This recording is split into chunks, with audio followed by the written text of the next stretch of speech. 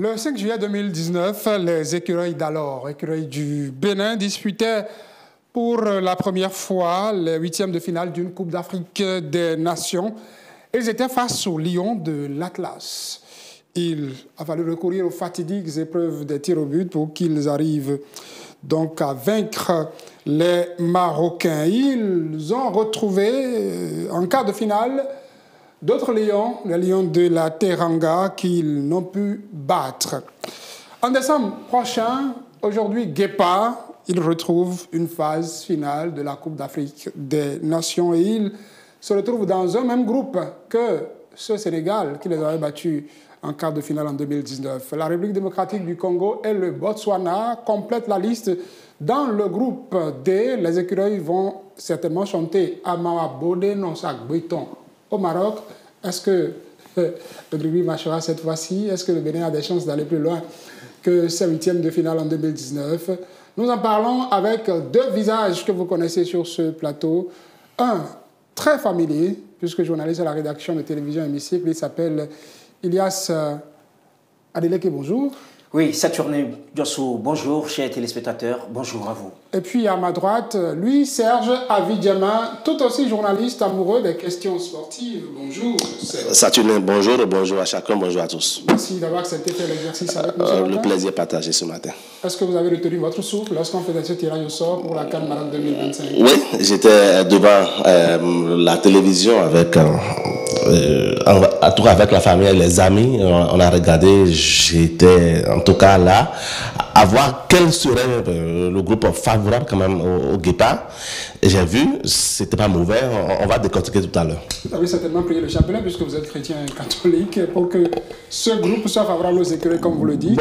On ne pouvait pas avoir mieux, hein, Saturnin, parce que quand vous regardez, il y a le chapeau 1, le chapeau 2, donc vous devez avoir deux cadeaux forcément, même dans le chapeau 3, il y a quand même des équipes, parce que ce qu'on ne sait pas, c'est qu'on a oublié, c'est que il y a toutes les équipes, les 24 qui sont là, ont déjà participé une fois à la Coupe d'Afrique des Nations. Ça veut dire que toutes les équipes, à mon sens, se valent, surtout les équipes du chapeau 3 et 4. Donc le Bénin devra quand même travailler dur. On va laisser les querelles de personnes et travailler normalement pour quand même aller rééditer l'espoir, vous avez dit, de la CAN en 2019. Ilias Adeleke, vous aussi, avez-vous attrapé votre chapelet, votre tessibiou, comme on le dirait par ici, pour réciter quelques sourates afin que le tirage soit favorable au Guépard du Bénin? Saturnin Diosso, je retenais mon souffle parce que je priais tous les dieux pour que le Bénin ne tombe pas d'abord, dans le groupe du pays organisateur, deux, ne rencontre pas forcément des pays maghrébins qui sont actuellement en pleine bourre, en forme, le Maroc, l'Égypte et autres. Je pense qu'actuellement, c'est le meilleur tirage possible pour le Bénin. Ce n'est pas un groupe relevé et toutes les équipes se valent à ce niveau-là. Vous l'avez rappelé tout à l'heure à l'entame dans vos propos liminaires.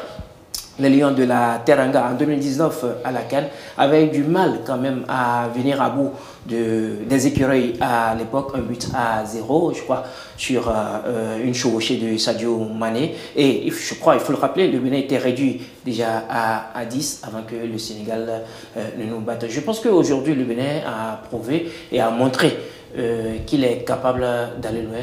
Vous savez, et qui veut aller loin ménager sa monture. Et c'est le moment pour gagner notre ordre de dénicher d'autres talents pour épauler l'effectif actuel. Alors l'équipe à craindre dans ce groupe, le Sénégal, vous pensez que Botswana et la République démocratique du Congo sont à sous-estimer? Non, vous savez, le Bénin n'a pas la faveur des pronostics et quand on prend... Vous savez, on a joué, je crois, récemment, 2 fois avec la RD Congo, notamment lors des éliminatoires de la Coupe du Monde Zone Afrique. En 2021, c'était, je crois, sous Michel Dissuyer. Le match allait ici à Cotonou en septembre, 9 septembre, je crois. Un but partout entre les deux équipes. Match retour 2 mois plus tard au Congo. Il nous avait défait 2-0, notamment avec un but de Dieu merci Mbokani, à l'époque le fameux Dossadis de la RD Congo. Je pense qu'aujourd'hui, les deux équipes se valent. La seule équipe à craindre véritablement, c'est le Sénégal de Sadio Mané, mais avec la vieillesse dans cette équipe, vous savez, Khalidou Koulibaly, il évolue en Arabie Saoudite, ainsi que Sadio Mané. Ce n'est plus Sadio Mané d'antan qui avait les jambes de 17 ans, les jambes de feu. Donc aujourd'hui, le Bénin peut rivaliser avec ces équipes. Et il ne faut jamais sous-estimer une équipe. Hein. Vous savez, quand une équipe se qualifie pour la CAN, c'est qu'elle a bien sûr l'étoffe pour aller là-bas. Le Botswana, l'avantage pour le Bénin aujourd'hui, c'est que lors des éliminatoires de la Coupe du Monde que nous jouons actuellement, nous jouons des pays de l'Afrique australe. Que sont l'Afrique du Sud, le Lesotho. Donc ces équipes-là pratiquent le même football. Le Bénin n'a qu'à s'adapter donc à l'Afrique du Sud et au Lesotho. Je pense qu'avec le Botswana, ça devrait passer normalement.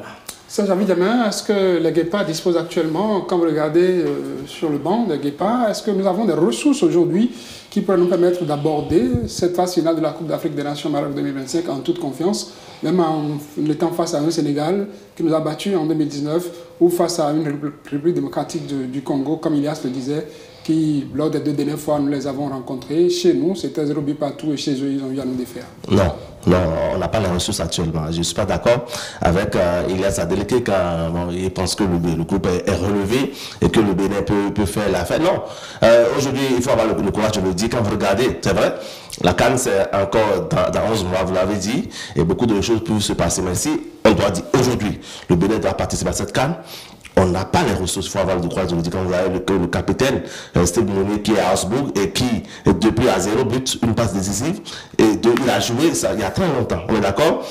Le bastion défensif, c'est vrai qu'aujourd'hui, quand vous regardez, là, c'est la défense du Bénin, c'est le poste le plus fourni aujourd'hui en équipe nationale et même des équipes africaines veulent également avoir nos joueurs. Mais à part ça, il n'y a plus rien. Écoutez, on a des joueurs qui sont à la limite, qui jouent des bouts de match dans le club aujourd'hui. Donc, c'est pourquoi je parlais tout à l'heure de querelle intestine. On doit laisser cela.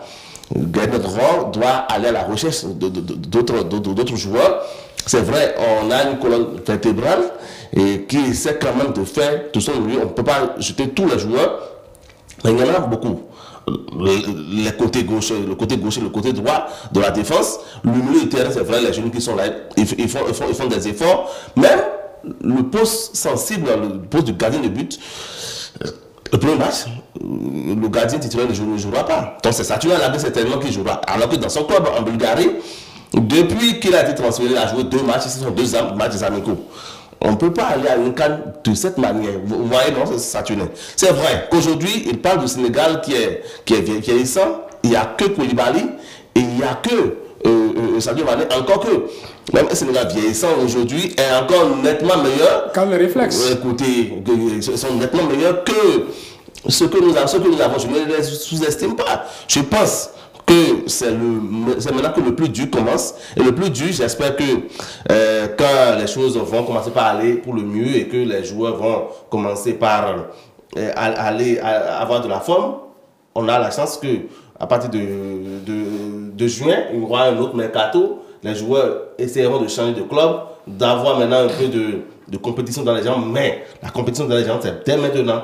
Il faut s'imposer dans les clubs. Il faut essayer d'avoir de la baraka pour quand même titiller les équipes. Je suis d'accord que les dernières confrontations entre le Bénin et le Sénégal, ça a été à côté tiré, hein, à part le 3-0 de l'autre côté de Dakar. À Diamantio, voilà, c'est le nom du stade. C'est 1-0 et on a failli même battre le Sénégal récemment en match amical. C'était les maladresses de Steve Mounier. Le Sénégal allait prendre 3 buts, mais malheureusement ils ont pris. Ils nous ont battu 1-0, un but sur penalty. La RD Congo, c'est l'équipe qu'on n'a pas beaucoup joué, hein, parmi les cadres, parce qu'on a joué seulement 2 matchs récemment, un à Cotonou et un autre chez eux là-bas, 2-0 si je me trompe, et puis un match nul, un but partout ici. Ça veut dire que si le Bénin, comme je le dis, ils font, n'est-ce pas, s'ils se prennent au sérieux, ils vont quand même essayer d'aller plus loin. Mais aujourd'hui, regardez, quand vous avez des gens comme Wissa qui jouent à Brentford, qui sont au sommet de leur art, quand vous avez des joueurs, ils sont nombreux de l'autre côté, hein, en Europe. Aujourd'hui, quel est je ne sais pas comment dire, quel joueur béninois, on peut toucher du doigt pour dire voilà, un joueur qui joue titulaire dans un club en Europe aujourd'hui? Non, il n'y en a pas. Même le jeune André Runtondi, voilà, qui a été transféré, n'est-ce pas, de son club en Angleterre pour aller en Belgique récemment, lui-même, sur qui tout le monde garde les espoirs et joue des bouts de match. Donc aujourd'hui, moi je ne suis pas très enthousiaste par rapport à ce qu'on a vu là. C'est vrai, le Bénin est qualifié. On a encore quand même du temps de jeu. On a encore beaucoup de temps, n'est-ce pas, pour préparer finir, tout ça. Ouais, exactement. Mais je pense quand même qu'il va falloir là. Parce qu'on a des joueurs, il y en a plein. Moi, je découvre de jour en jour. J'essaie de poster. J'essaie quand même de toucher ceux que... C'est des gens que nous connaissons. Et quand vous voyez ce qu'ils font dans leur club aujourd'hui, on peut quand même essayer d'aller de ce côté, de voir et retourner certains services secours. On en a besoin aujourd'hui. On doit aménager notre monture pour aller loin. Il y a Sadele que évidemment ne partage pas certains postulats que vous avez aujourd'hui. Où est-ce qu'il faut aller trouver de l'énergie pour aller loin? En regardant à l'international, les joueurs béninois, on peut les compter du bout des doigts, sur les doigts que nous avons, qu'on pourrait peut-être appeler. Est-ce qu'au niveau du championnat local qu'il faudra se tourner pour que, pour le temps qu'il reste, on puisse aller trouver de l'énergie, cette réserve-là, pour aller au Maroc confiant? On ne s'arrêtera pas en phase de poule. Non, je pense que la compétition débute le 21 décembre. Donc nous avons encore un an pour réaménager un peu les choses dans la maison Guépard. Et aujourd'hui, je pense qu'avec le championnat local, parce qu'à défaut d'avoir des expatriés, avec le championnat local aussi, on peut faire quelque chose. Parce qu'aujourd'hui, vous savez, l'ossature de l'équipe nationale est composée beaucoup plus de joueurs locaux. Le latéral droit, Rachid Moumini, Dodo Doku qui est parti en Égypte, tout ça. C'est le championnat national qui a fourni tous ces joueurs-là. Mais en dehors de ça, je pense qu'il faut compter beaucoup plus aussi avec les binationaux.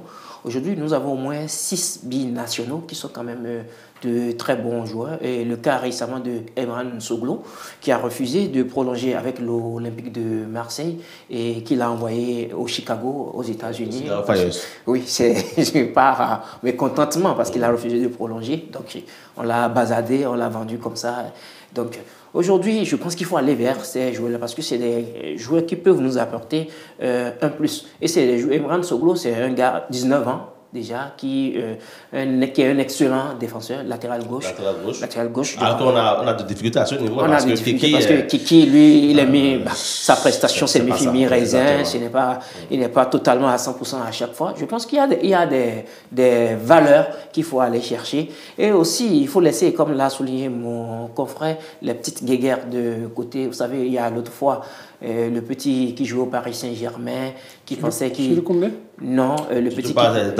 Dagba, qui pensait qu'il allait jouer pour l'équipe A de la France.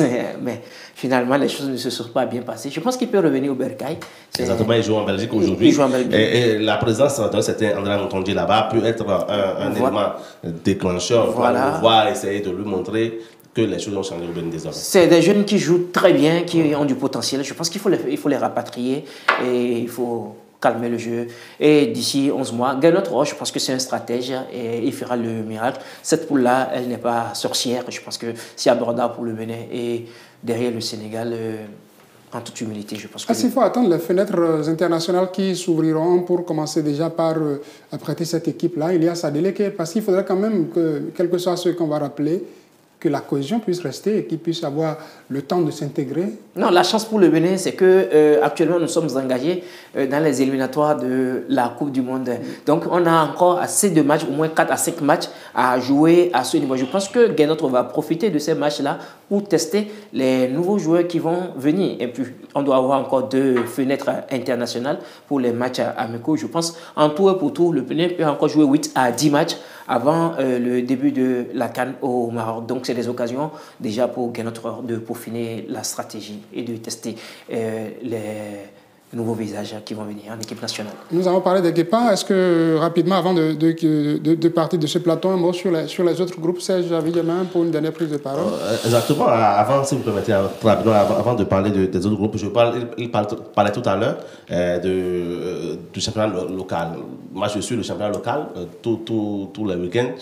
Il y a encore beaucoup à faire. Donc, on ne peut pas prendre les joueurs locaux actuellement et leur demander d'aller à la CAN, sauf si on commence le travail dès maintenant. Quand on sait quand même qu'à la la CAN, il y a l'expérience qui exactement. part. Donc, on peut pas, le championnat national qui ne peut pas passer le premier tour en Coupe africaine, ne peut pas aller là-bas, c'est le haut niveau. Hein. Un joueur qui joue dans le grand club, un joueur bénin qui va rencontrer un certain Mohamed Salah au sommet de son âge aujourd'hui. Le match est dit, j'allais dire.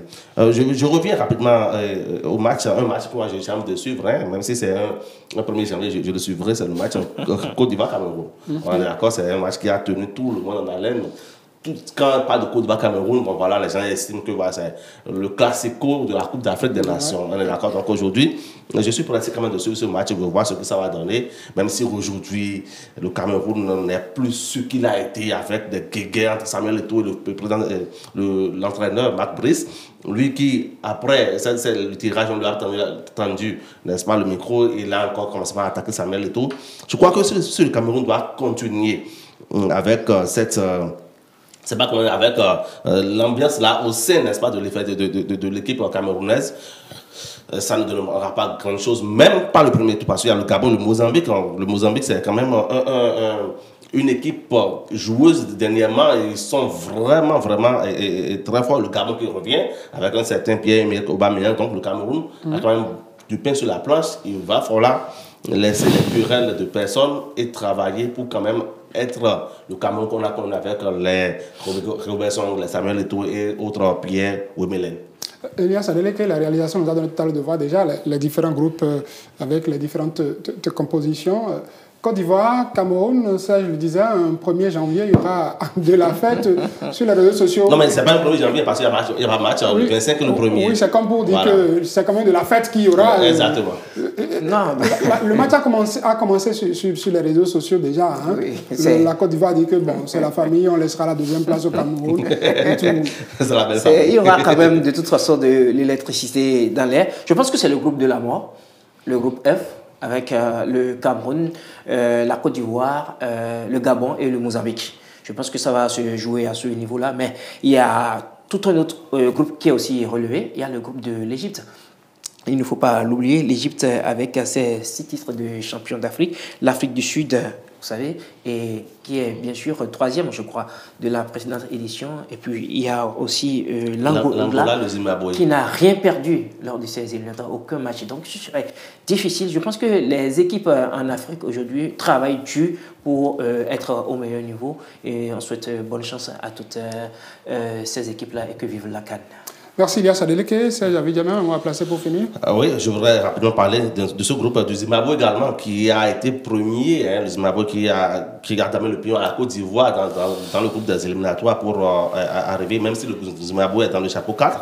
Il faut quand même compter sur cette équipe. Mais si vous me permettez rapidement, hein, il y a également le groupe du pays organisateur, le groupe du Maroc. C'est un groupe également très relevé avec le Mali, les Comores qui reviennent, même si ça, c'était leur première participation à la présente édition, ils ont quand même essayé de faire de leur mieux. Donc c'est un groupe également, et attention au Mali, qui risque de passer à la trappe s'il ne se prend pas au sérieux. Le Mali qui va essayer de se reprendre après la dernière édition. Exactement, où Eric Sekoussel a échoué. En tout cas, il y aura de quoi se régaler pour cette Coupe d'Afrique des Nations Maroc 2025. On a fait que commencer à planter le décor et de temps en temps, on va vous rappeler chez confrères. Saturnin Diosso, il faut déjà prendre le rendez-vous. Le Bénin entre en liste le 23 décembre au stade Al-Barid de Rabat au Maroc face au RD Congo. Voilà, oui, nous allons donc suivre ça et déjà on croise les doigts, on espère que Gernot Rohr a commencé par réfléchir déjà de l'insomnie, parce que c'est déjà aujourd'hui qu'il faut commencer par avoir de l'insomnie pour qu'à l'approche de la CAN, même si on a des inquiétudes, qu'on puisse en tout cas rassurer les Béninois. Merci, Serge Abidjaman, pour cet exercice avec nous. Merci à vous. Grâce à Adeleke, c'est une excellente journée. Merci. On a parlé football, je vous raccompagne sur du Adja Piano. C'est un peu hard aussi, pourquoi pas. Mais ça pourrait faire la fête. Guy et Serge Beno nous invitent à danser.